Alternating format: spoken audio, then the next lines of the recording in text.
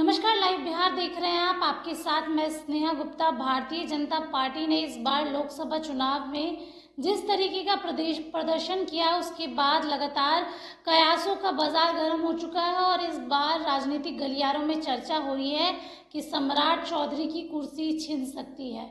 ऐसा हम इसलिए कह रहे हैं क्योंकि लोकसभा चुनाव में भारतीय जनता पार्टी ने मात्र 12 सीटें लाई, बल्कि 17 सीटों पे चुनाव लड़ी थी और एनडीए के घटक दलों की वजह से ही 30 सीटें इस बार एनडीए के खाते में आई। लेकिन अकेले भारतीय जनता पार्टी जो कहती थी कि 40 की 40 सीटें हमारे पास आएंगी, वो कहीं ना कहीं विफल होते हुए नजर आई।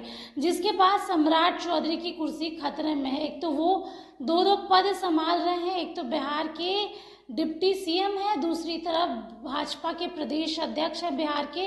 अब प्रदेश अध्यक्ष की कुर्सी किसी और को देने की बात हो रही है और लगातार जो सुगबुगाहट है वो तेज होते हुए नजर आ रही है।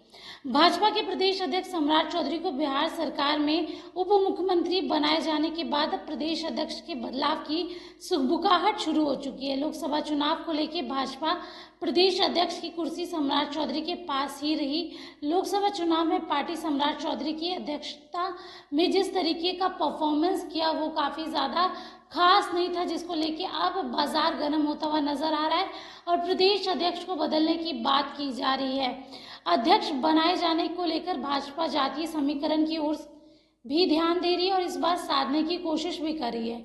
एनडीए की सरकार बनने के बाद नंदकिशोर यादव को विधानसभा अध्यक्ष बनाया गया था, जो यादव जाति से आते हैं, जबकि सम्राट चौधरी और विजय कुमार सिन्हा उप मुख्यमंत्री है, दोनों कुशवाहा और भूमियार जाति से आते हैं। भाजपा कोटे से मंत्री बने भीम सिंह चंद्रवंशी समाज से आते हैं।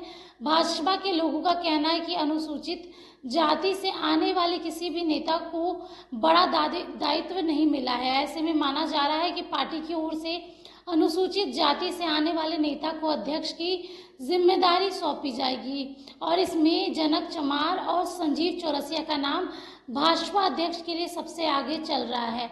आपको बता दें, जिस तरीके से लोकसभा चुनाव की परिणाम आए उसके बाद भारतीय जनता पार्टी को कहीं ना कहीं ये पता जरूर चल गया कि बिहार में भारतीय जनता पार्टी किस तरीके से काम करी है और लोगों को भारतीय जनता पार्टी इस बार कुछ खास पसंद नहीं आई। अगर पूरे देश की बात करें तो जो भारतीय जनता पार्टी कहती थी कि 400 पार, वो सिर्फ 240 सीटों पे ही सिमट के रह गई।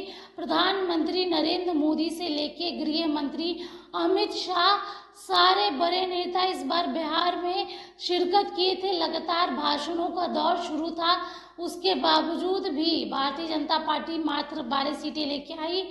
जहां पर जेडीयू की बात हम करें तो 16 में से 12 सीटें जेडीयू लेके आई और काफ़ी अहम भूमिका रही है जेडीयू की। 5 सीटें लोक जनशक्ति पार्टी रामविलास लेके आई, साथ में एक हम की सीट, और चारों तरफ जो माहौल था वो कहीं ना कहीं बदला हुआ नजर आता, खासकर भारतीय जनता पार्टी के लिए। क्योंकि अगर जेडीयू भारतीय जनता पार्टी के साथ और एनडीए के घटक दलों में नहीं होती तो ये मुकाबला कुछ और रंग लेके आता। अब सम्राट चौधरी की कुर्सी खतरे में है और 2 नाम चर्चा का विषय बन चुके हैं, जनक चमार और संजीव चौरसिया। तो अब देखना होगा इन दोनों में से आगे कौन जाता और किस तरीके से जो राजनीतिक सरगर्मी और बिहार प्रदेश अध्यक्ष भारतीय जनता पार्टी का कौन बनेगा। बने रहिए हमारे साथ, तब तक के लिए बहुत बहुत शुक्रिया।